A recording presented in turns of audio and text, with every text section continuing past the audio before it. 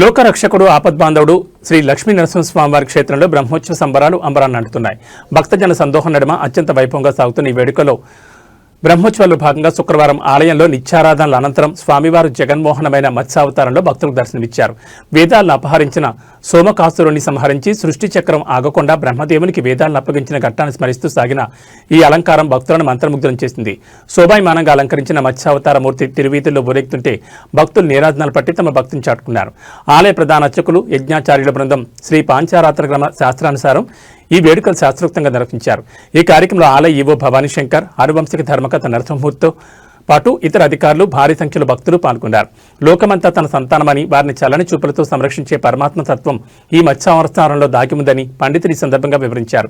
ఇక రాత్రివేళ స్వామివారు పడగ విప్పిన ఆదిశేషునిపై శేషవాహన సేవలో భక్తులకు దర్శనమిచ్చారు. భగవంతునికి సేయగా, ఆసనంగా, పాదుకులుగా సేవ చేసే ఆదిశేషుడు భక్తులకు అచంచలమైన సేవాభావాన్ని చాటి చెప్పారు. కేవలం ఆధ్యాత్మిక సేవలే కాకుండా ఆలయ ప్రాంగణంలో జరుగుతున్న ధార్మిక, సాహిత్య, సంగీత మహాసభలు భక్తులకు అనుమతి చేస్తున్నాయి. ఈ బ్రహ్మోత్సవాలు భక్తి పారవస్యంలో ముంచెత్తున్నాయి.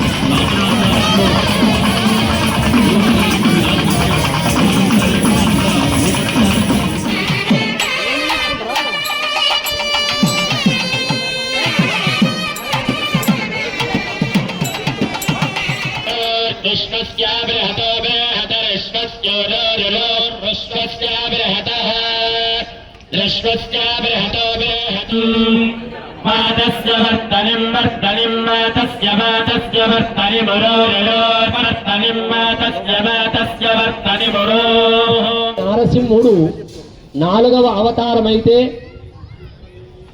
భక్తజన రక్షార్థమే విచేసినటువంటి అవతారం నృసింహావతారం అయితే వేదాలను రక్షించడం కొరకే వచ్చినటువంటి అవతారం ఈ మత్స్యావతారం.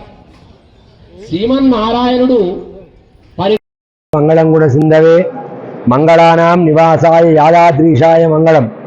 ప్రియ భగవద్బంధువారా, శ్రీ లక్ష్మీనరసింహస్వామి వారి యొక్క దివ్యక్షేత్రం తెలంగాణ ప్రాంతంలోనే అత్యంత ప్రసిద్ధి చెందినటువంటి పంచనారసింహ స్వయం వ్యక్త క్షేత్రంలో అత్యంత వైభవపేతంగా కనురార విందుగా వార్షిక బ్రహ్మోత్సవములు శ్రీ పాంచరాత్ర ఆగమ శాస్త్రానుసారంగా నవానిక దీక్ష చేత ఏకకుండాత్మక బ్రహ్మోత్సవములు నిర్వహించడం జరుగుతుంది. ఈరోజు స్వామివారి యొక్క సన్నిధిలో వేద పారాయణములు, అలాగే రామాయణ, ఇతిహాస, భారత, భాగవత, పురాణ మూలమంత్ర అనుష్ఠాన జపాలను ఋత్విక్ వరేణ్యుల చేత 108 మంది ఋత్విక్కుల చేత ఈ యొక్క కార్యక్రమాలను ప్రారంభించడం జరిగింది. అలాగే ధార్మిక, సాహిత్య, సంగీత మహాసభలు ఎంతో మంది పండిత వరేణ్యుల చేత ఈ యొక్క ఉత్సవాలను నిర్వహించుకోవడం జరుగుతుంది. ఈరోజు విశేషంగా ప్రథమంగా అలంకారంగా స్వామి నృసింహస్వామి వారు దశావతారాలలో మొదటి అవతారమైనటువంటి మత్స్యావతారంలో పురవీధులలో ఊరేగించి భక్తులందరికీ కూడా కనువిందుగా అలంకారంలో దర్శనమిచ్చారు. ఈరోజు దశావతారాలలో మొదటైనటువంటి మత్స్యావతారాన్ని మనం సేవించుకోవడం జరిగింది. మత్స్యావతారం యొక్క విశేషము వేద ఉద్ధరణకై వచ్చినటువంటి అవతారమే మత్స్యావతారం. వేదములను రక్షించడం కొరకు స్వామివారు సోమకాసురుడు అనేటువంటి రాక్షసుని సంహారం చేసేసి వేదాలను రక్షించి మనందరికి కూడా ఇచ్చినటువంటి అవతారం అత్యంత విశేషమైనటువంటిది. మన జ్ఞానాన్ని ప్రసాదించిన అవతారమే మత్స్యావతారం. దుష్ట శిక్షణ, శిష్ట రక్షణార్థమై ప్రతి విషయంలో కూడా ఆయా సమయాలలో అణువులో అణువై పరమాణువై ఎక్కడ అంటే అక్కడ స్వామివారు ఆవిర్భవించి అందరినీ రక్షిస్తూ దుష్టులను శిక్షిస్తున్నటువంటి ఈ యొక్క విష్ణుమూర్తి అవతారాలలో మత్స్యావతారం అత్యంత విశేషమైనటువంటిది. ఈరోజు ఆ మత్స్యావతారంలో ఉన్నటువంటి ఆ నృసింహస్వామిని దర్శించిన మాత్రమే జ్ఞానం కలుగుతుంది, శక్తి వస్తుంది.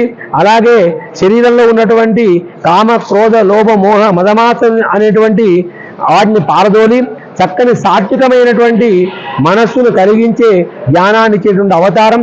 అలాంటి లక్ష్మీనరసింహుడు మన అందరికి కూడా చక్కని జ్ఞానాన్ని ప్రసాదించుగాక అని ప్రార్థిస్తున్నాం. సాయంకాలము శేషవాహనంలో స్వామివారు విశేషంగా నృసింహులు స్వామి ఆ శేషవాహనంలో పురవీధుల్లో ఊరేగుతారు. ప్రప్రథమంగా ఈరోజు బంగారుమయమైనటువంటి ఆ శేషవాహనంలో స్వామివారు అద్భుతంగా అలంకరించుకొని మన అందరినీ కూడా ఆశీర్వదించడం కొరకు పురవీధులలో ఊరేగుతాడు. భక్తులందరూ కూడా ఆ శేషవాహనారుడు నరసింహస్వామిని దర్శించి తరించి స్వామి యొక్క అనుగ్రహానికి పాత్రులవుగాక. స్వస్తి సమస్తన్మంగళాని భవంతు.